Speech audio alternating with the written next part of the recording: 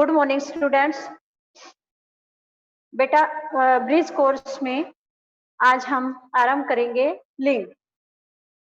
संज्ञा की व्याकरणिक कोटियों के अंदर है ये टॉपिक, लिंग, वचन, काल आदि। तो उनमें आज हम लिंग करेंगे। इससे पहले भी हमने ब्रिज कोर्स में कुछ टॉपिक किए हैं, तो आप उनके जो असाइनमेंट्स हैं, बैक एक्सरसाइज हैं, वे आप साथ साथ करते रहना। और आज लिंक का जो असाइनमेंट है, आपकी बैक एक्सरसाइज है, उसको भी आप कर लेना। तो लिंक के बारे में आपने आज तक पढ़ा भी है पिछली क्लासेस में कि लिंग क्या होता है। जैसे लड़का, लड़की, इनमें भी हमें पता चल जाता है कि लिंग क्या है, पुल्लिंग है, स्त्रीलिंग है। देखिए आपके इसमें पिक्चर भी दे रखी है, लड़का दौड़ रहा है, लड़की दौड़ रही है। इसमें पता चल रहा है, एक तो लड़का दौड़ रहा है, ये तो है पुल्लिंग, और लड़की दौड़ रही है, वह है स्त्रीलिंग। नीचे बॉक्स में परिभाषा देखिए, संज्ञा का वह रूप जो इस बात की सूचना देता है कि संज्ञा शब्द पुरुष वर्ग का है या स्त्री वर्ग का है, व्याकरण में लिंग कहलाता है। संज्ञा के जिस रूप से हमें यह पता चले कि संज्ञा शब्द पुरुष जाति का है या स्त्री जाति का है, वह व्याकरण में क्या कहलाता है? लिंग कहलाता है। लिंग के कितने भेद हैं? लिंग के 2 भेद हैं। प्रत्येक संज्ञा शब्द या तो पुल्लिंग होगा या स्त्रीलिंग होगा, जैसे घोड़ा, घोड़ी, बकरा, बकरी, पुरुष, स्त्री आदि। तो इनके 2 भेद होते हैं, और संस्कृत और अंग्रेजी में इनके 3 लिंग होते हैं। संस्कृत में जैसे पुल्लिंग, स्त्रीलिंग और नपुंसकलिंग, लेकिन हिंदी में कितने होते हैं? 2 ही होते हैं, पुल्लिंग तथा स्त्रीलिंग। और संज्ञा शब्दों में लिंग निर्धारण किस प्रकार से किया जाता है? जीवित प्राणियों के लिए प्रयुक्त संज्ञा शब्दों के लिंग का ज्ञान हमें सरलता पूर्वक से हो जाता है, किंतु इस वर्ग में कुछ ऐसे प्राणी भी हैं जिनका लिंग निर्धारण करना हमारे लिए थोड़ा सा मुश्किल हो जाता है, जैसे मच्छर, मक्खी, तोता, छिपकली आदि। यदि हमें आवश्यकता पड़ती है तो इन शब्दों में हम क्या कर देते हैं? नर या मादा शब्द को जोड़ करके पुल्लिंग तथा स्त्रीलिंग के अंतर को दर्शा देते हैं।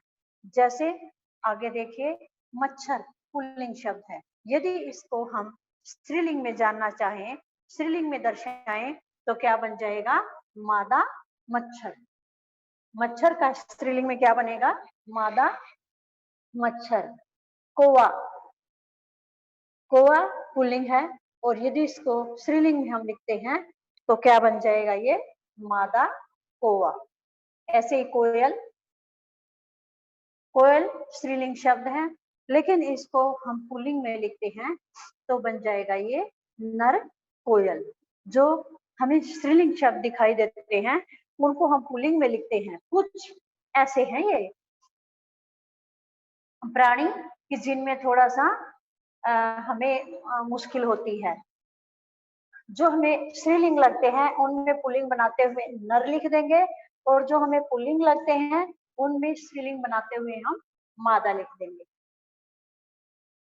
तो सजीव प्राणियों की तुलना में निर्जीव वस्तुओं का लिंग निर्धारण करना हमारे लिए थोड़ा सा कठिन होता है। सजीव जो प्राणी हैं, मनुष्य हैं, कोई भी है जिनमें जान होती है, प्राण होते हैं, उनके मुकाबले हमें जो निर्जीव वस्तुएं होती हैं उनका लिंग निर्धारण करना मुश्किल हो जाता है, किंतु यदि हम अभ्यास करें तो यह सभी कुछ हम सीख सकते हैं। उदाहरण के लिए जैसे मेज, पलंग, पंखा, दाल, चावल, आटा आदि ये शब्द हैं जिनमें हमें लिंग के आधार पर थोड़ा सा मुश्किल होता है। जैसे शब्दों का लिंग निर्धारण करना इसलिए भी कठिन है क्योंकि लिंग के आधार पर इनका स्त्रीलिंग और पुल्लिंग में वर्गीकरण नहीं किया जा सकता। और फिर हिंदी में निर्जीव वस्तुओं से संबंधित कुछ शब्द पुल्लिंग में आते हैं और कुछ शब्द स्त्रीलिंग में आते हैं। मातृभाषा भाषी व्यक्ति तो इनका फिर भी लिंग निर्णय करने में सीख लेते हैं, लिंग निर्णय कर लेते हैं, लेकिन कठिनाई तो उन लोगों को आती है जो मातृभाषा हिंदी, जिनकी मातृभाषा हिंदी नहीं है। और तीसरा है, हिंदी में संज्ञा शब्दों का प्रयोग दोनों लिंगों में किया जाता है। हिंदी में दोनों लिंगों में किया जाता है, जिनका प्रयोग दोनों लिंगों में किया जाता है, पुल्लिंग में भी और स्त्रीलिंग में भी, उनको हम उभयलिंगी कहते हैं। उभयलिंगी, दोनों को क्या कहेंगे? उभयलिंगी। जैसे ये शब्द पदवाची होते हैं, जैसे राष्ट्रपति, प्रधानमंत्री, वकील, ये उभयलिंगी शब्द हैं। ये पुल्लिंग में भी आते हैं और स्त्रीलिंग में भी आते हैं। डॉक्टर, आगे उदाहरण देखिए पूरा। डॉक्टर ने मरीज की जांच की, डॉक्टर पुल्लिंग है। डॉक्टर, इस वाक्य में डॉक्टर पुल्लिंग है, लेकिन इसी के सामने स्त्रीलिंग में भी डॉक्टर शब्द का प्रयोग किया गया है। तो यहाँ पर देखिए उदाहरण, डॉक्टर साहिबा ने मरीज की जांच की। डॉक्टर साहिबा ने मरीज की जांच की। डॉक्टर तो यूं का यूं है, डॉक्टर में कोई परिवर्तन नहीं आया। आगे साहिबा से हमें पता चल रहा है कि ये स्त्रीलिंग है, स्त्री जाति से संबंधित है। मंत्री जी सभा में पहुंच गए, यहाँ पुरुष जाति का बोध हो रहा है और आगे स्त्री जाति का बोध करना है। तो वाक्य में देखिए, मंत्री महोदया सभा में पहुंच गई। मंत्री महोदया सभा में पहुंच गई। यहाँ पर स्त्री जाति का बोध किससे हुआ? महोदया से। उसके बाद नीचे देखिए, समुदाय या समूह को प्रकट करने वाले कुछ शब्द पुल्लिंग हैं और कुछ स्त्रीलिंग भी हैं। जो समुदाय को या समूह को प्रकट करते हैं, उनमें से कुछ शब्द पुल्लिंग हैं और कुछ शब्द स्त्रीलिंग भी हैं। जैसे समूहवाचक पुल्लिंग शब्द कौन से होते हैं? समूहवाचक पुल्लिंग शब्द कौन से होते हैं? जैसे झुंड, समाज, गिरोह, परिवार, कुटुंब, कबीला, दस्ता, देश, ये तो होते हैं समूहवाचक पुल्लिंग शब्द। कौन से होते हैं ये? पुल्लिंग। और समूहवाचक स्त्रीलिंग शब्द भी होते हैं कुछ, वे कौन से होते हैं? सभा, जनता, प्रजा, समिति, फौज, सेना, मंडली आदि। ये स्त्री जाति का बोध करा रहे हैं, तो ये समूहवाचक स्त्रीलिंग शब्द होते हैं। आगे नेक्स्ट पेज पर देखिए, एक ही वस्तु के लिए प्रयोग किए जाने वाले अलग अलग शब्द, अलग अलग संज्ञा शब्दों का लिंग भी अलग होता है। एक ही वस्तु के लिए प्रयोग किए जाने वाले अलग अलग जो संज्ञा शब्द होते हैं, उनका लिंग भी अलग होता है। जैसे ऐसा पक्षी मैंने आज तक नहीं देखा। ऐसा पक्षी, इसमें पुल्लिंग का प्रयोग किया गया है। और ऐसी चिड़िया मैंने आज तक नहीं देखी। पक्षी है वो भी, चिड़िया भी पक्षी है, तो यहाँ स्त्रीलिंग में परिवर्तन हो गया, उसी शब्द का चिड़िया में परिवर्तित हो गया, पक्षी को चिड़िया नाम दिया गया तो स्त्रीलिंग में आ गया। नेक्स्ट देखिए, सौरभ का पत्र आया है।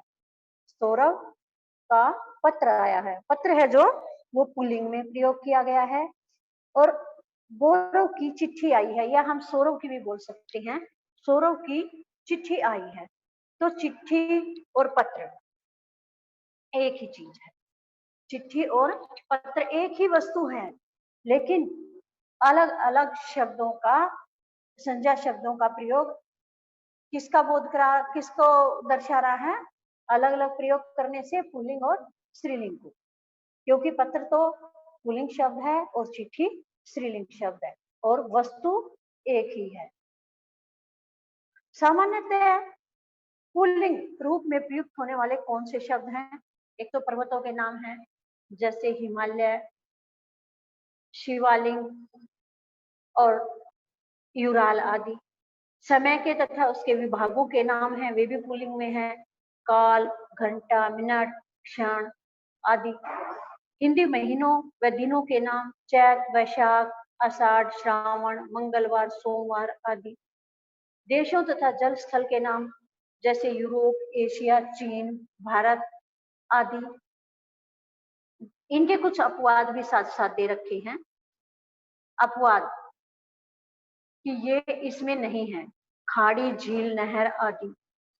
ग्रह नक्षत्रों के नाम सूर्य, चंद्र, मंगल, बुध आदि। रत्नों के नाम जैसे हीरा, मूंगा, जवाहरात आदि। धातुओं के नाम सोना, पीतल, लोहा, ये सभी किसमें गिने जाते हैं? पुल्लिंग में।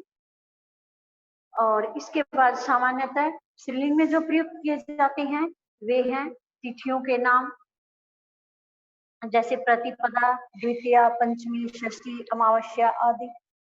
और नदियों के नाम जैसे गंगा, यमुना, कावेरी, महानदी आदि।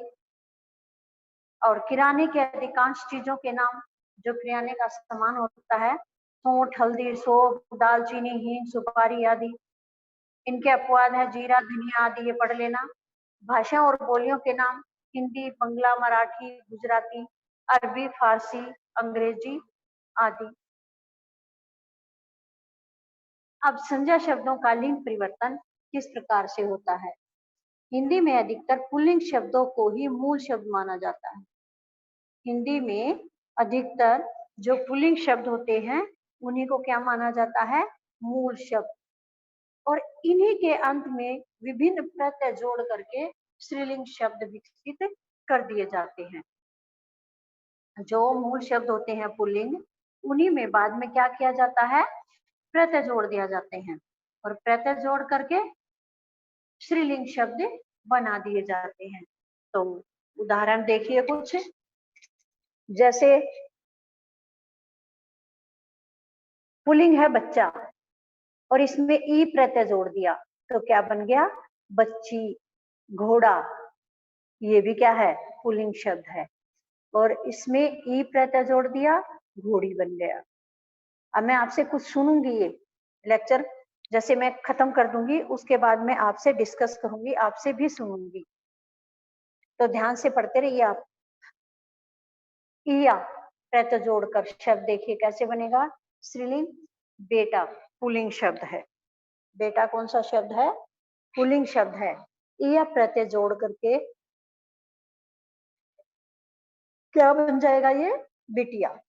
लोटा, ये भी पुल्लिंग शब्द है। इया प्रत्यय इसमें जोड़ दिया जाएगा तो ये क्या बन जाएगा? लुटिया। अब आगे आनी और आणी प्रत्यय, आनी और आणी प्रत्यय को जोड़ेंगे तो क्या बनेगा? सेठ, पुल्लिंग शब्द है और आनी प्रत्यय जुड़ गया, इसमें क्या बन गया? सेठानी। क्षत्रिय, इसमें आणी प्रत्यय जुड़ेगा, आणी प्रत्यय जुड़ा तो क्या बन गया? क्षत्राणी। ये कौन सा शब्द हो गया? स्त्रीलिंग शब्द हो गया। आइन प्रत्यय, आइन प्रत्यय में देखिए जैसे गुरु प्लस आइन, क्या बन गया? गुरु आइन। इसी तरह से नीचे और भी प्रत्यय दिए गए हैं बहुत सारे, तो वो जोड़ करके ये शब्द बनते हैं। तो आप इनको अच्छी तरह से प्रैक्टिस कर लेना कि पुल्लिंग जो शब्द है उससे स्त्रीलिंग कैसे बनेगा, या स्त्रीलिंग शब्द दिया गया है तो उससे पुल्लिंग कैसे बनेगा। ये इस प्रकार के जितने भी आपको शब्द मिले उनको आपने याद करना है। चाहे किसी भी कक्षा की बुक आपके पास हो, कुछ बहुत सारे शब्द ऐसे होते हैं कि जो आपकी कक्षा की बुक में नहीं होते, आपकी कक्षा वाली पुस्तक में वे शब्द नहीं होते। आप किसी दूसरे की बुक उठाकर भी उनको पढ़ सकते हो। पढ़ोगे तो आपको काफी सारे वर्ड ऐसे मिलेंगे जो आपने पहले अपनी बुक में नहीं पढ़े हैं, उससे आपकी काफी नॉलेज बढ़ेगी। नेक्स्ट पेज पर भी दे रखे हैं ये कुछ। भालू, नित्य पुल्लिंग या नित्य स्त्रीलिंग शब्दों में नर या मादा लगाकर शब्द बने, जैसे भालू है इसको स्त्रीलिंग में परिवर्तित करना है, तो क्या बन जाएगा? माता भालू। मूल स्त्रीलिंग शब्दों में यदि कोई प्रत्यय जोड़ेंगे तो पुल्लिंग शब्द बन जाएगा। ननद, ये स्त्रीलिंग शब्द है, इसको पुल्लिंग में बदलेंगे तो क्या बन जाएगा? नंदोई। साधु पुल्लिंग शब्द है, इसका स्त्रीलिंग बनेगा साध्वी। साधु का क्या बनेगा? साध्वी। तो यहाँ तक आपने इस चैप्टर को पढ़ा, समझ आ गया होगा। अब मैं आपसे डिस्कस करती हूँ, कुछ वर्ड पूछती हूँ, तो जिसका भी नाम बोलूंगी मैं वही बच्चा मुझे आंसर देगा। तो आप भी रेडी और सुनाइए। और असाइनमेंट अपने आप इनको बहुत सारे वर्ड ऐसे आपने ढूंढ करके याद करने हैं जो आपकी किताब में नहीं है। आपके भाई बहन कोई भी हैं, उनकी किताब उठाओ और उसमें से याद करो।